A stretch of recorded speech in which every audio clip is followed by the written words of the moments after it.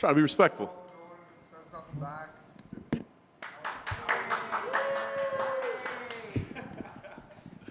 Well, Jared, I mean, this was always a big fight from the moment it got announced, right? But now co-main event, a pay-per-view, I mean, big time. I don't know, does this have a special feel about it?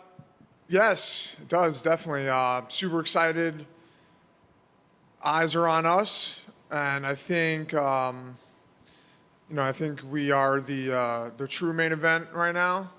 Not to take anything away from the main event, but those guys are really stoic, and I'm not the most charismatic person at times, but Paddy sure is, and I think it's going to be a great fight. Super excited, can't wait to get in there. What do you make of that? I mean, obviously, he's a charismatic dude, right? He brings a lot of attention. You kind of blue-collar grinding in the shadows or whatever. So, I mean, what do you think facing a guy like this, boisterous like this? I think it's great, man. I think he's great for the sport.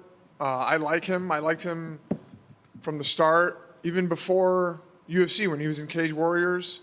And, to get a chance to get in there with someone like him, I put myself right in this position to be in this moment. Everything that I did, I walked left, I walked right, I lost, I won, and it led me right here. So it's just an opportunity that I have to seize, just like anything else in life, and that's what I'm going to do.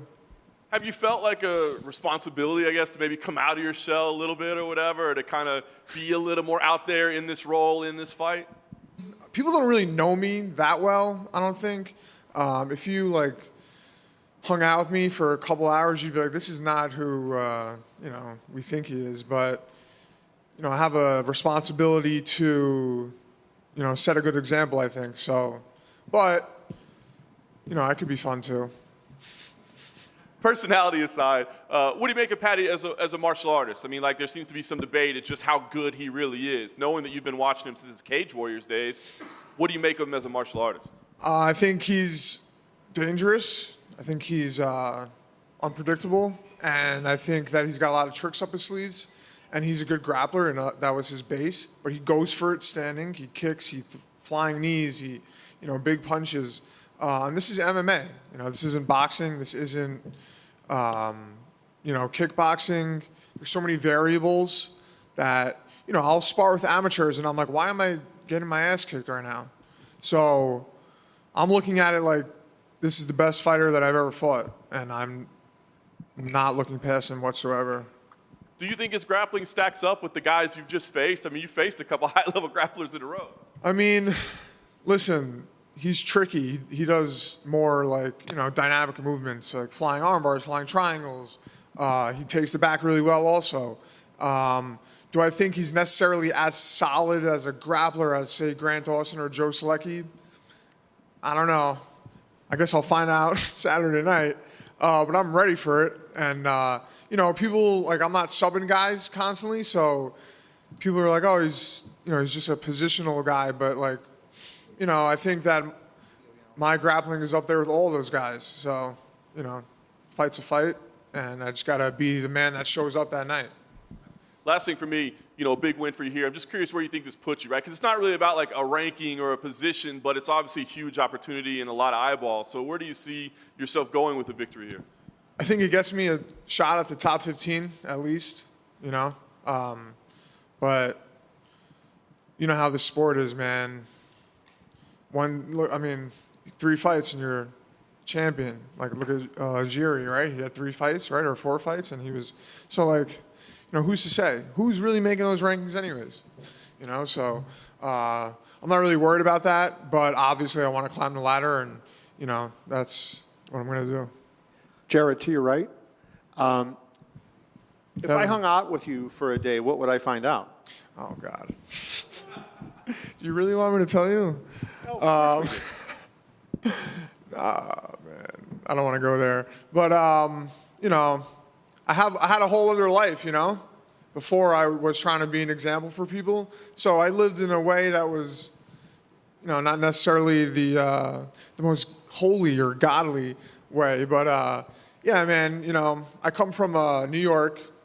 My mother's Catholic Sicilian. My father's an English Jew. My grandparents were born and raised in London, just for all the Brits out there. I'm I'm half Brit. So, you know, the household, the way we spoke, you know, I've been cursing since I'm like 3 years old. So you could, you know, use your imagination, you know, and it's fun. We have fun. I wonder what, you know, he got a lot of attention for that speech he made after the last fight, and I thought of you when he was talking about that because you've done a lot of stuff like that. And have you ever wondered why maybe you haven't taken off the way he did after that? He had that thing and kind of just blew up and gets a co-main event, and, you know, you're kind of still, you know, fighting that battle, right? I mean, I wonder a lot of things, you know? But this is, yeah, well, I know why. Because I'm from America, and he's from Liverpool, and he has a whole city behind him, right? And the Americans like to tear down their athletes, you know. And there's so many of us in the UFC, so who are they going to get behind? You know what I mean? You see guys come from different countries. Look at Conor. The guy had a country behind him. Khabib, he's got Russia behind him. You know, oh, you're from New York? Go F yourself, you know?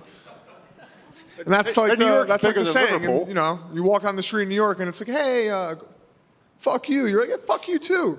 You know, it's just like how we are. So, but as Americans in general, it's like, let's tear our athletes down instead of support them. Oh, I'm sorry, I cut you off. No, I was just saying, you know, New York is bigger than Liverpool.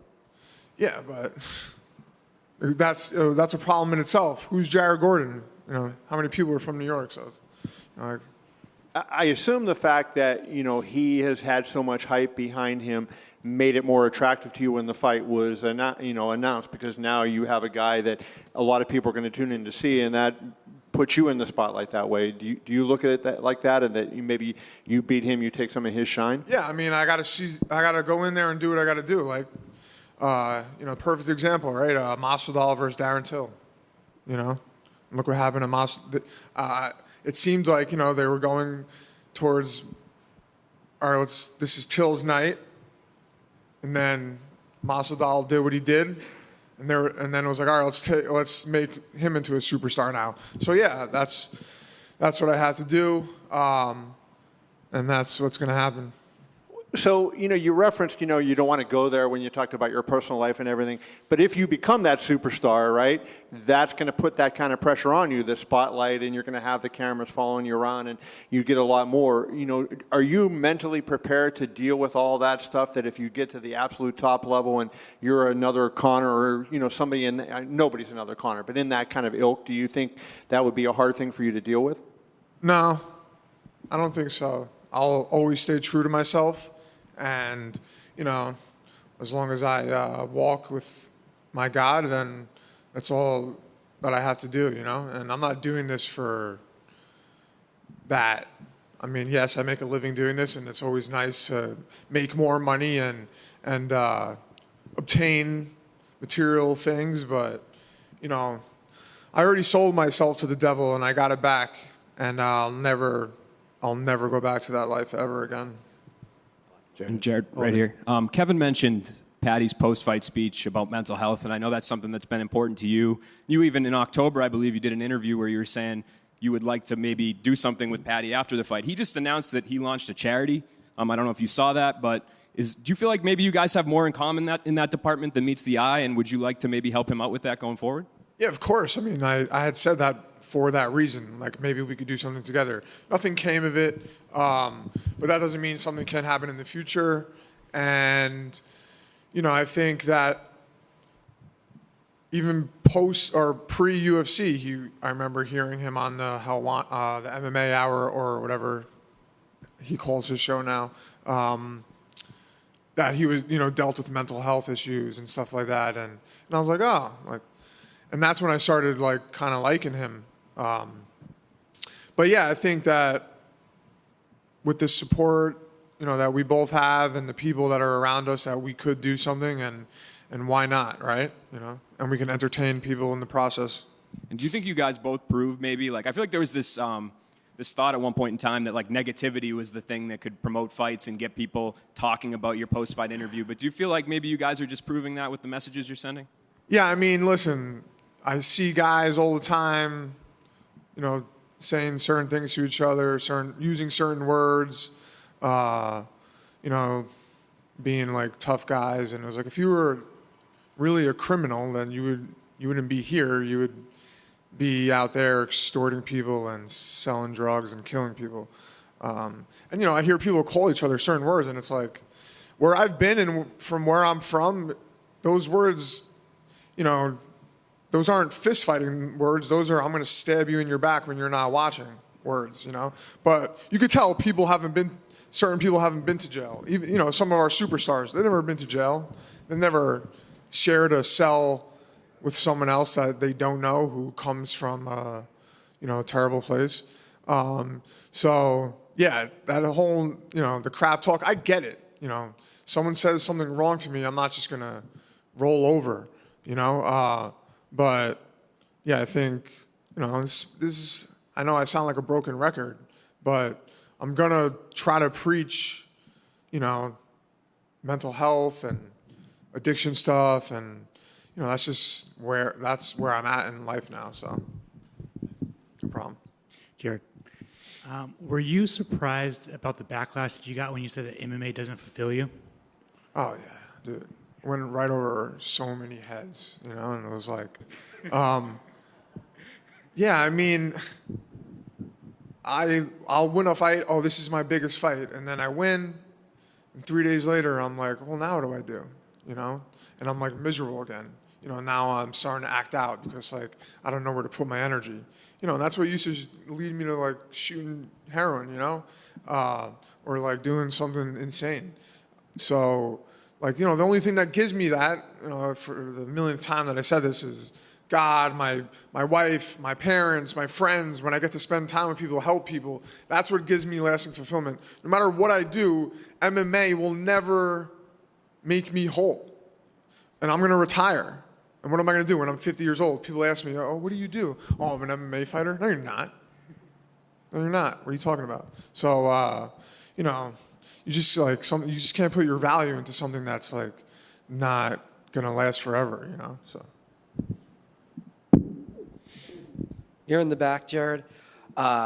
As the spotlight continues to grow for you, we know you're able to put an emphasis on your outside of the octagon purposes. Do you feel like with a fight of this magnitude, you've been able to put even more of a spotlight towards the addiction, towards the mental health, and you've had those opportunities? Oh, yeah, definitely. My DMs are filled. I can't even I need people to actually help me go through them. I can't do it myself. And yeah, that's the whole point, right? If LeBron James was talking about mental health, he would get a lot of listeners, right? If Conor McGregor was talking about mental health instead of flexing in the mirror, he would get a lot of listeners, right? But, you know, whatever floats your boat. And right now, do you have a direct focus, purpose, which way you want to take your journey as far as helping people? Or could you tell us more about it? Yeah, I mean, right now I do work with a center for treatment, addiction treatment. But, you know, the goal is to open my own.